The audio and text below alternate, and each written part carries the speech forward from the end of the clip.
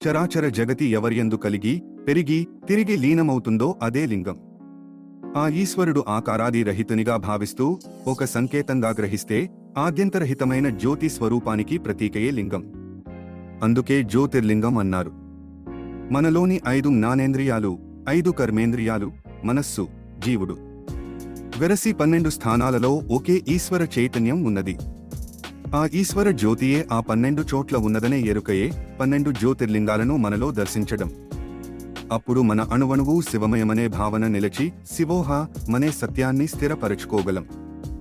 యోగపరంగా దేహంలోని మూలాధారం నుండి సహస్రారం వరకు ఉన్న సుషుమ్నా నాడిలోని శక్తి ప్రవాహం ఒక కాంతిమయ స్తంభంగా దర్శిస్తే అదే అగ్నిమయమైన శివలింగంగా గ్రహించగలం. ఇదే శ్రీచక్రంలోని బిందు స్థానం.